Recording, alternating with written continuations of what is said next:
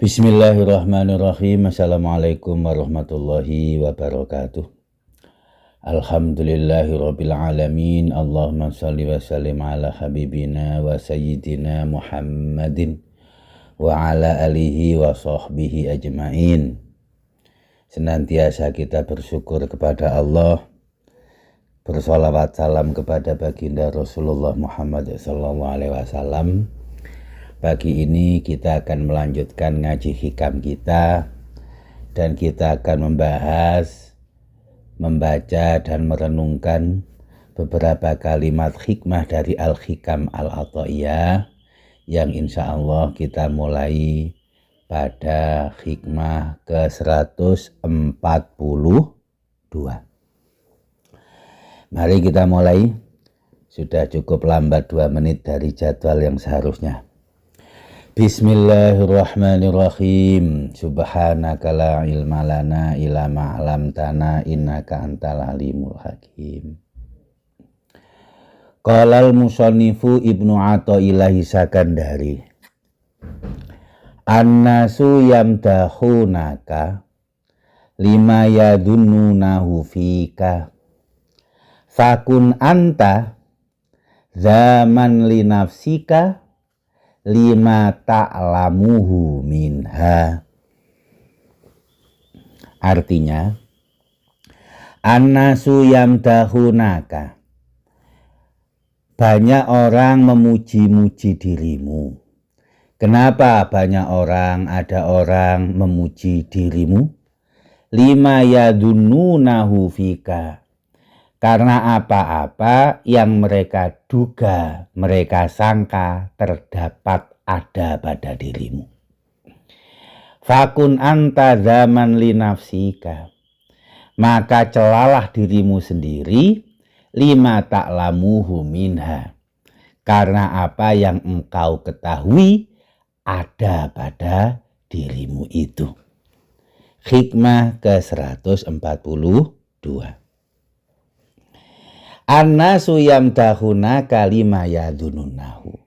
Fakun anta zaman li nafsika lima ta'lamuhu minhu.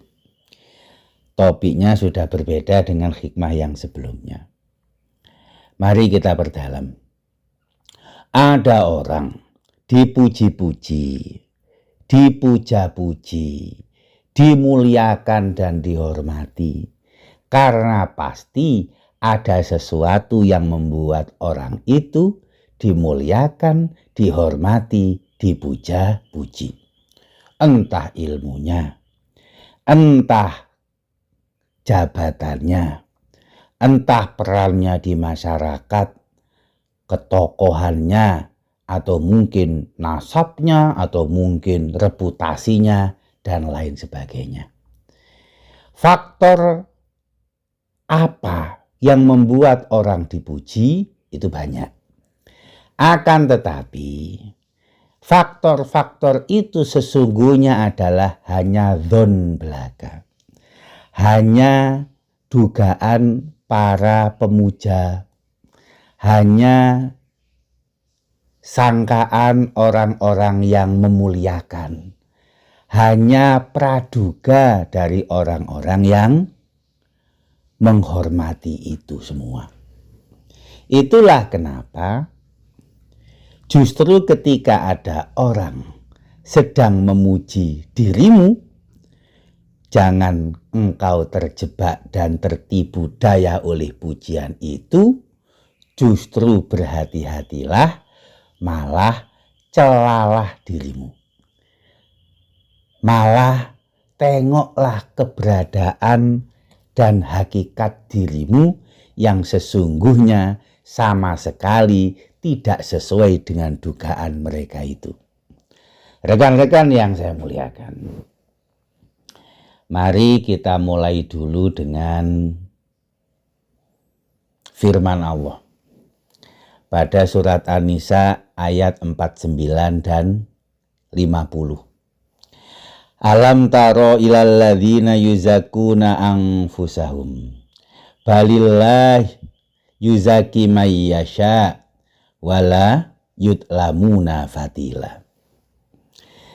Tengoklah Orang-orang yang yuzaki anfusahum, tazkiyatun nafs, membersihkan diri, suka membersihkan nama baik, menjaga reputasi sedemikian rupa. Padahal balillah yuzaki mayasya. Yang membuat, mentakdirkan, menjadikan orang itu bersih, orang itu terpuji, siapapun mulia dan dihormati, hakikatnya adalah Allah. Di bawahnya, lebih ngeri lagi, ayat ke-50. Pada ayat ke-50, di bawahnya firman Allah apa? Jadi nadanya itu malah seakan-akan seperti ancaman ya. Unzur kaifa yaftaruna 'alallahil kadzib wa kafa bihi ismam mubina. Lihatlah, mereka telah berbuat kebohongan. Wa kafa bihi ismam mubina. Dan itu cukup sebagai dosa yang nyata. Rekan-rekan yang saya muliakan, firman Allah dalam An-Nisa 49:50 ini, kalau kita baca tafsir, biasanya dimulai dengan penafsiran para ulama mufasir. Ini berlaku ayat untuk orang Yahudi dan Nasrani. Orang Yahudi dan Nasrani suka menjadikan golongan mereka lebih mulia dari yang lain. Orang Yahudi dan Nasrani merasa bahwa mereka adalah umat yang istimewa di hadapan Tuhan. Wa qalatil yahudu wan nasara nahnu abnaullahi wa ahibba'uh. Orang Nasrani, orang Yahudi ngomongnya mereka adalah anak-anak Tuhan dan kekasih Tuhan. Ditantang oleh Allah dalam surat Al-Jumu'ah yang sering dibaca oleh Gus Bruri kalau jadi imam sholat Jumat itu. Qul ya ayyuhalladzina hadu in za'amtum annakum awliya'u lillah fatamannawul mauta in kuntum shodiqin. Wahai orang-orang Yahudi, jika engkau dan kalian merasa bahwa kalian adalah kekasih Allah, cobalah minta mati, berani enggak? Rekan-rekan yang saya muliakan, itu kan terkenal ya. Kalau orang Yahudi itu takut mati. Kalau orang Muslim kan berani mati. Sampai ada bom bunuh diri. Mana ada orang Yahudi bom bunuh diri kan? Ini bukan berarti kita melegalkan bom bunuh diri, enggak. Memang orang Yahudi itu terkenal takut mati. Rekan-rekan yang saya muliakan, ternyata banyak ulama juga yang mengartikan dan menafsiri ayat Allah dalam An-Nisa 49:50 ini adalah min babit tamaduh, atau salah satunya adalah tentang puja-puji, saling memuji satu sama lain. Bagaimanakah hukumnya memuji satu sama lain itu? Apakah diperbolehkan orang memuji? Apakah diperbolehkan satu sama yang lain saling memuji? Rekan-rekan yang saya muliakan, apa yang disampaikan oleh Ibnu Athaillah Sakandari dalam hikmah yang barusan kita baca, ini lebih kepada kalau ada orang memuji kita. Kalau ada orang memuji kita, sikap kita seperti apa? Rasulullah Muhammad SAW, kalau ada orang yang memuji, dan memujinya adalah fi wajhihi, di depannya. Jadi memuji tapi di depan kita.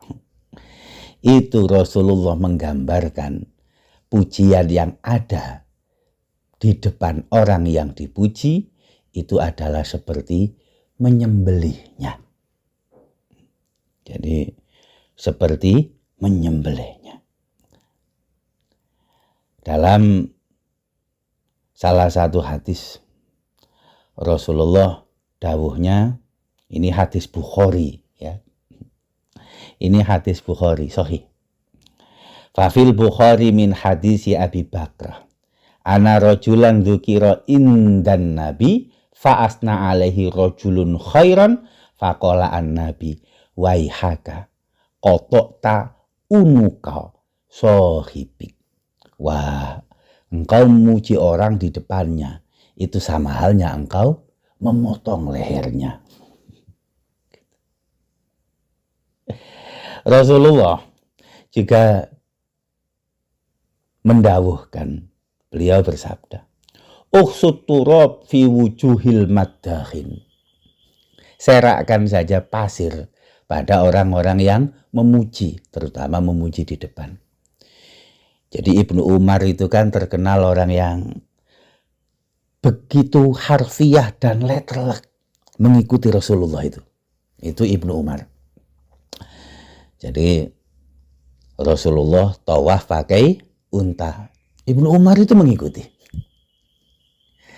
Rasulullah pernah berteduh di bawah pohon. Ibnu Umar berteduh di bawah pohon itu. Pohon itu oleh Ibnu Umar selalu disiram air, ya, disirami supaya enggak mati, supaya Ibnu Umar bisa berteduh banyak-banyak di bawah pohon itu seperti Rasulullah.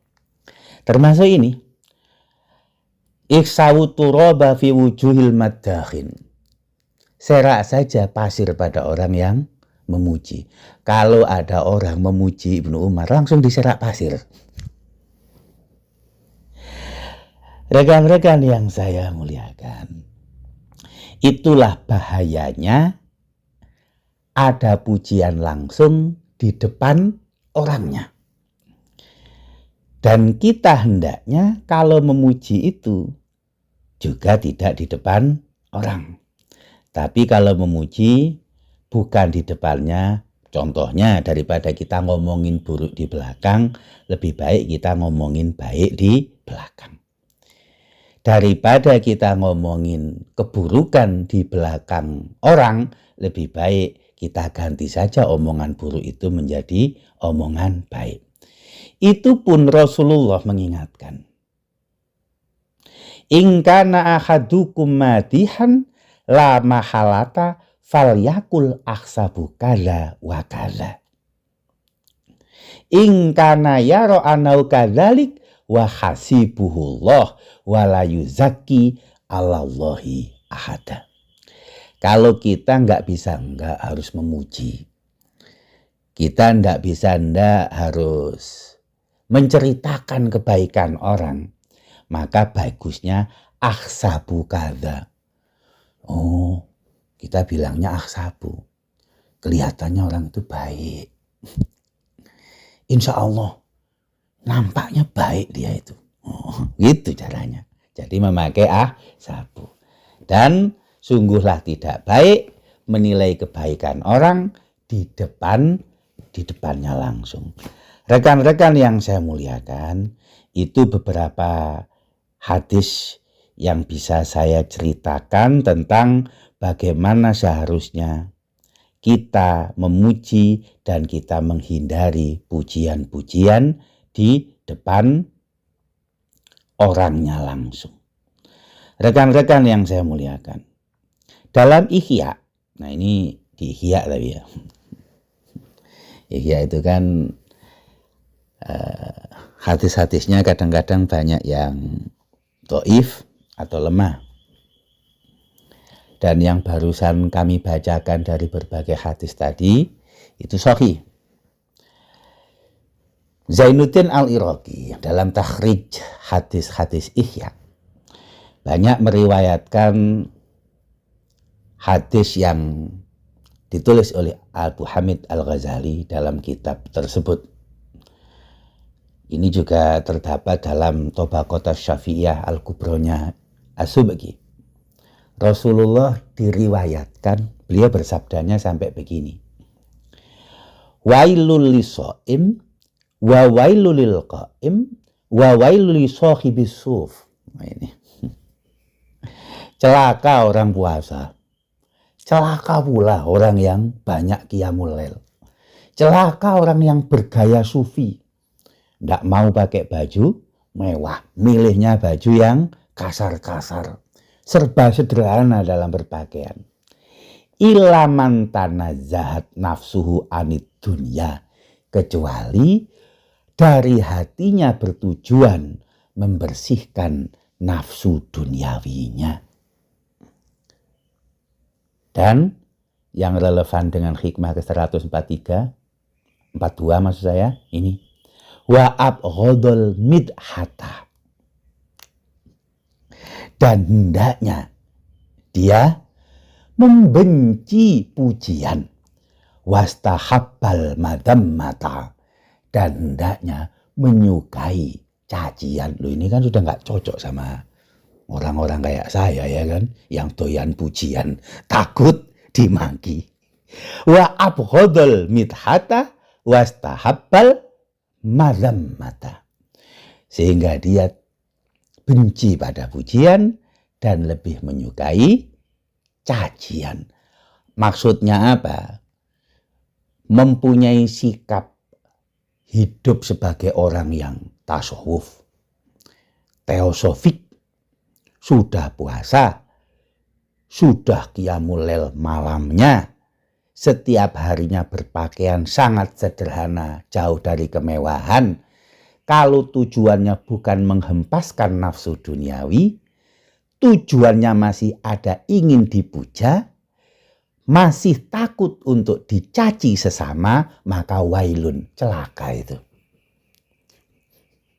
Itu disampaikan dalam berbagai hadis yang ada dalam Ihya. Rekan-rekan yang saya muliakan, dalam penjelasan hikmah ke-142 ini, sampai-sampai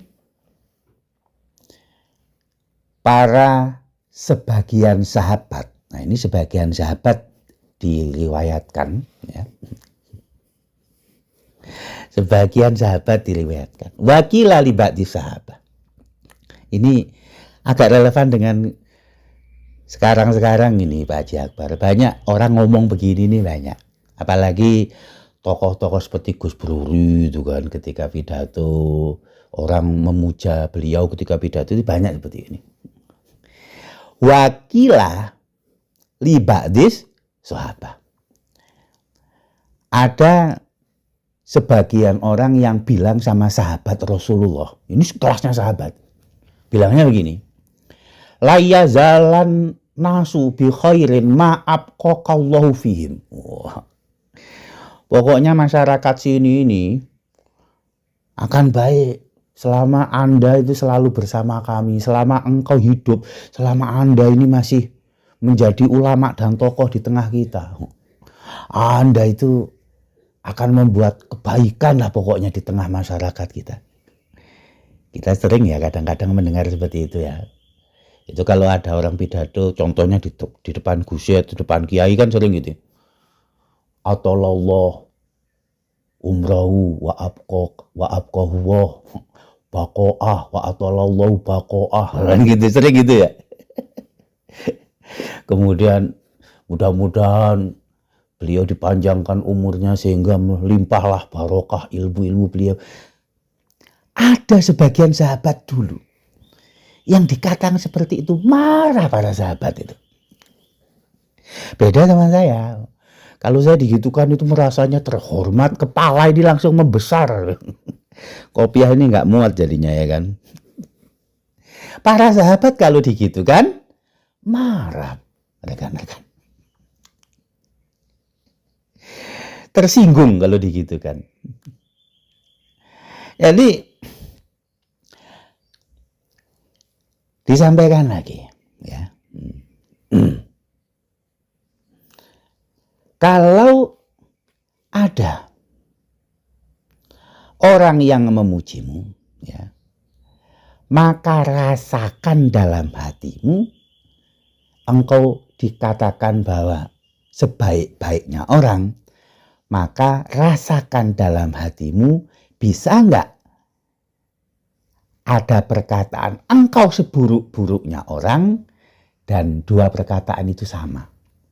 Jadi ada orang mengatakan kita sebaik-baiknya orang. Coba kita rasain dalam hati. Kemudian kita rasakan di hati. Kira-kira kalau kalimat engkau sebaik-baiknya orang diganti dengan engkau seburuk-buruknya orang, di hati ini sama atau beda? Kalau masih beda, nah ini berarti kita termasuk wail. Termasuk orang yang celaka. Karena kita masih ada rasa suka untuk dipuji, kita masih sakit hati ketika dicaci. Nah, rekan-rekan yang saya muliakan, oleh karena itu yang perlu untuk kita lihat ketika ada orang memuji kita, ketika ada yang mengata-ngatakan kebaikan tentang kita, justru kita tidak boleh terpesona oleh pujian dan segala penghormatan itu, tetapi fakun anta zaman linafsika lima ta'lamuhu minha. Justru engkau mesti mencela dirimu karena hakikat daripada apa yang ada dalam dirimu tidak sama, sangat berbeda dengan dugaan dari orang yang menghormatimu. Coba kita dihormati gara-gara ilmu kita. Emang betul ilmu kita sebanyak itu? Kan pasti tidak. Pasti tidak. Dihormati karena kealiman. Memang betul ilmu kita, pengetahuannya seluas dan sedalam itu? Pasti tidak. Pasti tidak. Kita dihormati karena kebaikan kita sebagai orang yang mudah bersedekah, banyak beramal. Apakah amal kebaikan kita, sedekah kita sebanyak itu? Pasti tidak. Pasti tidak. Kebaikan apapun pasti lebih banyak keburukan yang kita miliki. Secara lahiriah saja udah sering kita sampaikan. Kita dipuji orang secara lahiriah, maksud saya ganteng, kan? Siapa yang ganteng sini? Ustadz Sofi lah ya. Ganteng itu kan, alah, kalau umpama kulitnya diambil kan ya sama saja dalemannya kan. Seluruh badan kita lebih banyak kotornya daripada bersihnya. Yang dibalik kulit kan kotor semua. Orang kulit yang berusaha kita jaga, lahirnya yang berusaha kita jaga bersih saja mudah kotor. Oleh karena itu, balillah yuzaki mai yasha. Yang membuat orang itu terpuji. Bukan zatiah orang tersebut, semata-mata karena Allah yang menjaga kehormatannya. Karena Allah yang menjaga kebaikannya. Karena Allah yang menampakkan kemuliaan dan menjadikan orang hatinya condong untuk memuji, menjadikan orang lisannya terucap untuk memuja dan memuliakan, itu semata-mata Allah Subhanahu wa Ta'ala. Bukan zatiah dirimu, bukan faktormu, bukan karena apa yang ada dalam dirimu, tapi balillah yuzaki mai yasha. Semata-mata Allah yang menjadikan orang nampak mulia dan menggerakkan hati orang, kemudian lisan-lisan mereka berucap memuliakan dan menghormati. Nah, itu mesti kita camkan betul. Ini cobaan ya, cobaan yang berat. Nah, mari kita perhatikan hikmah ke-143. Al mu'minu idza mudiha istahya minallahi ayusna alaihi biwasfin layas haduhu min nafsihi. Orang mukmin kalau ia dipuji maka istahya minallah, maka dia akan malu kepada Allah. Bagaimana ndak malu? Ayusna alaihi biwasfin layas haduhu min nafsihi. Ia dipuji dengan sifat yang bahkan dia tidak menyaksikan sifat itu ada pada dirinya. Rekan-rekan yang saya muliakan, ini kelanjutan dari hikmah sebelumnya, sangat relate dan berhubungan erat dengan hikmah sebelumnya. Apa yang mesti kita perbuat kalau ada orang memuji kita? Apa yang mesti kita tanamkan di kalbu kita kalau ada orang memuliakan kita? Jawabannya istahya minallah, rasa malu yang timbul. Jawabannya mestinya dia malu kepada Allah. Rasulullah Muhammad SAW menggambarkan dalam hadis yang banyak sekali diriwayatkan oleh para perawi hadis. Beliau bersabdanya demikian. Idza mutihal mu'min fi wajhihi robal imanu fi qalbihi. Kalau ada orang mukmin dipuji di depannya, ada orang di muka kita itu memuji, kita tengok dalam hati kita apa yang terjadi. Nabi mengatakan robal imanu fi qalbihi, imannya akan naik, imannya akan bertambah. Iman di hatinya ketika ada orang memuji di depan mukanya, langsung di depan wajahnya, hatinya, imannya akan naik. Rasulullah redaksinya al-mu'min loh. Sama dengan di hikmah ke-143 ini. Al-mu'minu idza mudiha. Kalau ada orang beriman dipuji. Dalam syarah-syarah Al-Hikam ketika membahas 143 ini ya. Itu al-mu'min, syarahnya rata-rata mengatakan al-mu'minu al-haqiqi, mukmin sejati, mukmin yang betul-betul mukmin ya.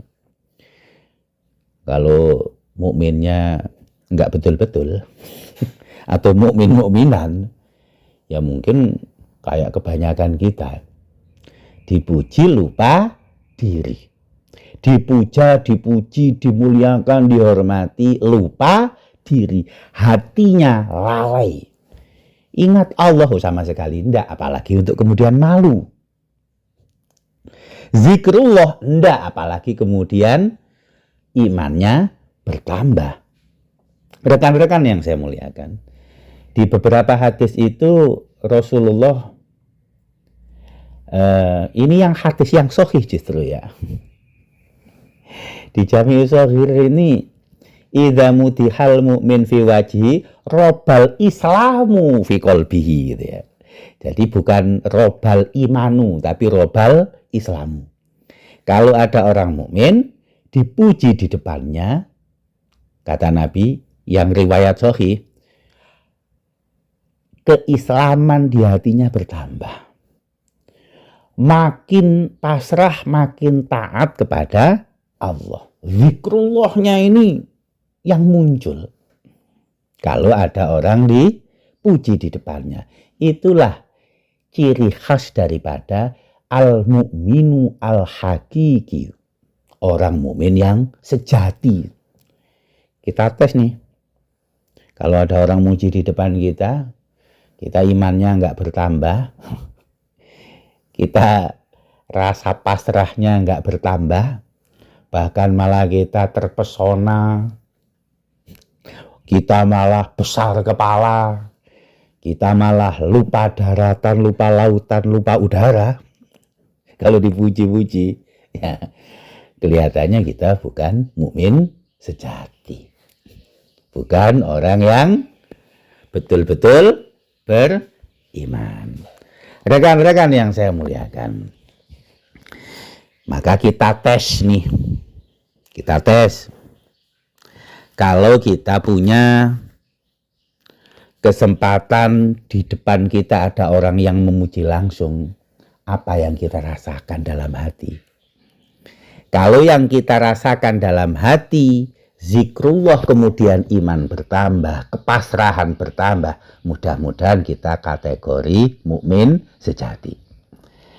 Tapi kalau kita justru lalai, kita justru lupa diri, kita hatinya senang dipuji, maka kita kategorinya hikmah ke-144 ini. Ajhalun nas mantaroka yaqina ma indahu lidhoni ma indanasi. Yaitu hikmah ke-144 kita. Ajhalun nas, sebodoh-bodohnya orang. Mantaroka yaqina ma indahu, dia meninggalkan apa yang pasti dalam dirinya, lidhoni ma indanasi, demi untuk apa yang menjadi dugaan orang lain. Tadi orang memuji gara-gara dugaan sesuatu yang ada dalam diri kita. Ada orang yang menghormati gara-gara ada prasangka yang mereka ada pada diri kita. Padahal dugaan dan sangkaan itu pasti tidak ada. Pasti bukan milik kita. Pasti pemberian Allah semata. Pasti. Lah sedangkan orang yang memuji dan memuja kita menyangka itu ada, padahal hakikatnya tidak ada. Kok kita justru terperangkap pada dugaan orang? Kita terikat dan terpesona oleh sangkaan orang, meninggalkan apa yang sejati dan pasti dalam diri kita. Itulah ajhalun nas. Berarti kita tergolong orang sebodoh-bodohnya manusia, sebodoh-bodohnya orang. Jadi kalau kita tidak tahu diri, kita tidak menyadari, justru terpesona, terperangkap, terperdaya dengan berbagai pujian, dengan berbagai penghormatan, kemuliaan yang diungkapkan, itulah ajhalun nas. Nah, pilih mukmin atau pilih ajhalun nas, ya kan? Pilih mukmin atau pilih ajhalun nas. Mari kita tutup kajian kita pada pagi ini dengan hikmah selanjutnya. Idza atlaqas sanaa alaika, atau idza utliqas sana'u alaika walasta bi ahlin fa'asni alaihi bima huwa ahluh. Kalau ada pujian diungkapkan untukmu, sementara engkau bukanlah orang yang berhak atas pujian itu, fa'asni alaihi bima huwa ahluh, maka pujilah dia yang hakikatnya berhak mendapatkan pujian. Siapa? Tentu saja Allah Subhanahu wa ta'ala. Sayyidina Ali karamahu wajhah, kalau ada orang memuji, beliau langsung memuja Allah. Langsung memuja Allah. Kalau ada orang memuji, beliau itu langsung berdoa kepada Allah. Ini doanya. Allahumma ja'alna khaira mimma yadhunnun wa la tu'akhidna bima yakulun waghfir lana ma la ya'lamun. Masya Allah, malu sekali kita sama Sayyidina Ali. Ahli surga menantu Rasulullah. Masya Allah. Ya Allah, jadikanlah kami lebih baik dari prasangka mereka. Jangan engkau muakhadzah kami dengan apa yang mereka katakan. Dan ampuni kami dari perkataan-perkataan mereka yang mereka nggak mengetahui tentang kami. Loh, Masya Allah kan. Nah, itu Sayyidina Ali. Jadi kalau ada orang yang memujimu, sementara engkau tahu bahwa engkau tidak berhak atas pujian itu, ya segeralah engkau beri pujian kepada Allah yang memang dia berhak untuk dipuji. Rekan-rekan yang saya muliakan, tentu yang paling berhak, bukan paling, memang satu-satunya yang berhak hanyalah Allah semata. Ini hadis sahih, harus kita renungkan. Laisa ahadun ahabba ilaihil madhu minallah min ajli dzalika madahan nafsahu. Tidak ada yang paling suka pujian melebihi Allah. Allah meridhoi dan menyukai untuk dipuji. Sampai-sampai Allah memuji zatnya sendiri. Betul kan? Alhamdulillahirabbil alamin. Wa laisa ahadun aryara minallah min ajli dzalik haramal fawahish. Oleh karenanya Allah memuji zatnya sendiri karena Allah memang suka pujian dan Allah saja yang berhak dipuji. Dan Nabi mengatakan laisa ahadun aghyara minallah. Tidak ada yang paling cemburu atas pujian apapun melebihi cemburunya Allah. Kalau engkau dipuji, jangan engkau memancing ghadabnya Allah, karena Allah adalah dia cemburu terhadap siapapun yang dipuji selainnya. Ketika ada pujian tiba kepadamu, sadari engkau bukan ahli, engkau bukan yang berhak atas pujian itu, tapi yang berhak adalah Allah Subhanahu wa ta'ala. Maka pujilah ia. Loh, begitu caranya. Begitu caranya. Ketika engkau mendapatkan pujian, sadari pujiannya itu bukanlah hakmu. Pujian itu hanya semata-mata lahiriah yang engkau dapatkan. Hakikatnya yang berhak dipuji dan semua pujian semata-mata milik Allah Subhanahu wa ta'ala. Maka fa'asni alaihi bima huwa ahluh.